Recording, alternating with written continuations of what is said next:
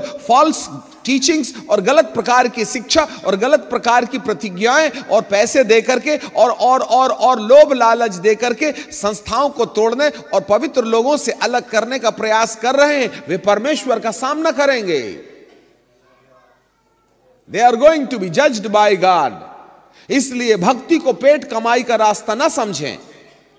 यह समय नहीं है अंत के दिनों में पैसा इकट्ठा करने का और 4 रोटी के लिए गलत सिद्धांतों को वेलकम करने का समय खत्म हो गया है। आज जितने भी संस्थाएं गलत सिद्धांत लेकर के खड़ी हैं, उनके पास में बांटने के लिए बहुत पैसा है, और जो लोग सही सिद्धांत पर खड़े हैं वो आज भी प्लास्टिक और एल्यूमिनियम का कटोरा लेके खड़े हैं। याद रखिएगा, जो आत्मिक लोग हैं उनके पास बहुत पैसा नहीं होगा बांटने के लिए, वे केवल हाथ और मुंह की लड़ाई लड़ेंगे। और जिनके पास में गलत सिद्धांत होंगे, उनके पास में अंधकार की शक्तियां इतनी ताकत और शक्ति दे देंगे कि वह लोगों को सत्य रास्ते से भटकाने के लिए ऐसे पानी की तरह पैसा बहाने के लिए तैयार हो जाएंगे। इसलिए सारा धन गलत सिद्धांतवादियों के हाथ में है, जिससे कि लोगों को वे गुमराह करें। परंतु यहेजकेल का वचन कहता है, मारने का काम मेरे भवन से शुरू करो। 6वें पद में लिखा है, बूढ़े, युवा, कुंवारी, बच्चे, स्त्री, सबको मार के नाश करो, किसी पर दया नहीं करना। मनुष्यों के माथे पर जहां चिन्ह मेरे पहले स्वर्गदूत ने लगा दिया है, उसके निकट नहीं जाना। इनके माथे पर परमेश्वर की मोहर है। क्या आपका नाम मेमने की किताब में है? क्या आपके माथे पर परमेश्वर की मोहर है?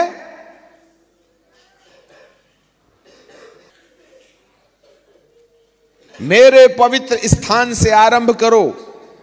और उन्होंने पुर्रियों से आरंभ किया जो भवन के सामने थे। The first judgment will come upon the people of God। सबसे पहला न्याय पादरियों के ऊपर से आएगा, जो झूठी शिक्षा दे रहे हैं, जो लोगों को सत्य पथ से भटकाने का प्रयास कर रहे हैं, जो सुसमाचार में मिलावट कर रहे हैं, उनका समय खत्म हुआ। जो वचन के अनुसार खड़े रहेंगे, जो आत्मा के भय में चलेंगे, जो पवित्र आत्मा के संरक्षण में अपना जीवन चलाएंगे, केवल वे ही सरवाइव करेंगे। जो वचन पर खड़ी कलीसियाएं हैं वे बची रहेंगी। जो आत्मा के अनुसार चलने वाली कलीसियाएं हैं वे बची रहेंगी। झूठी कलीसियाओं पर गाज गिरेगी।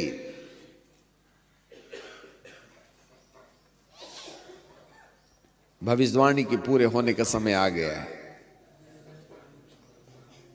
मेरे प्रियो, थोड़ा सोच के देखें ना, अपन भेड़ों की लिस्ट में है या बकरियों की?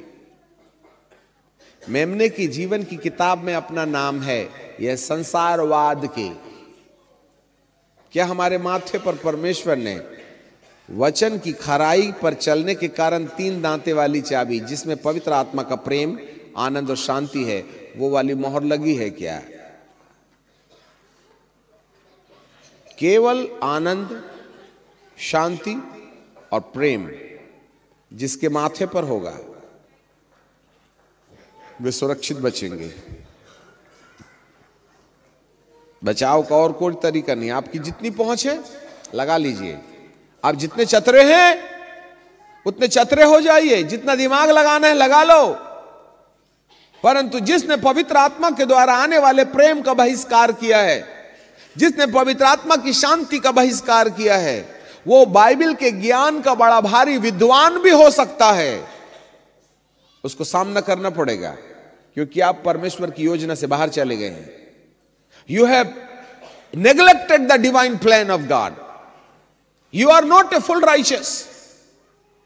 पवित्र आत्मा ने आपके जीवन के अंदर में आनंद और शांति नहीं देने के द्वारा आपके माथे के ऊपर से मोहर चली गई। याद रखना, दूसरा स्वर्गदूत तलवार लेकर के आपके सामने में खड़ा हुआ है। यदि माथे पर पवित्र आत्मा का प्रेम, आनंद और शांति की मोहर नहीं देखेगा, यदि तलवार चले तो जवाबदारी परमेश्वर की नहीं है।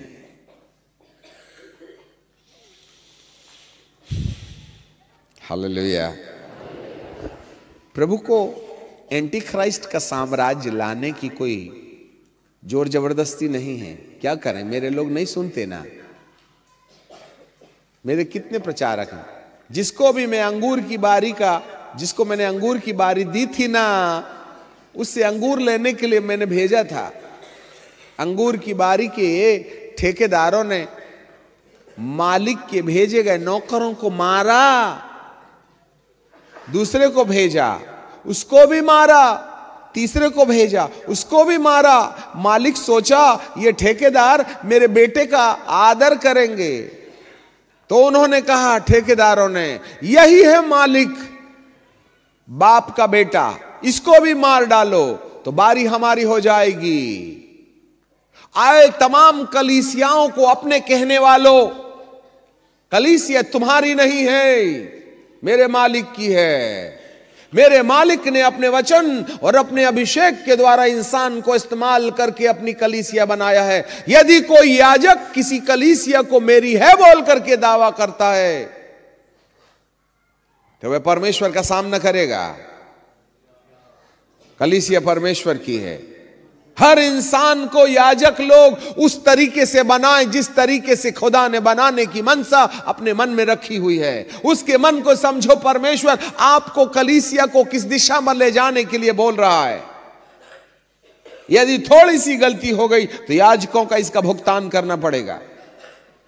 हर एक प्रचारक ना बने, पहले परमेश्वर को समझ ले कि उसके दिल में क्या है, नहीं तो वे ज्यादा मार खाएंगे। अभी समझौता का समय खत्म हो गया। मेरे प्रियो, परमेश्वर के दिल की बात समझें, परमेश्वर के सामने कांपें, थरथराएं, डरें कि परमेश्वर तुम्हें सद्बुद्धि दे। आने वाली विपत्ति में प्रभु की बात नहीं सुनने वाले को वह छोड़ देगा। वह कुछ समय तक कष्ट जरूर आने देगा। यह कष्ट इसलिए है कि लोग मन फिराएं।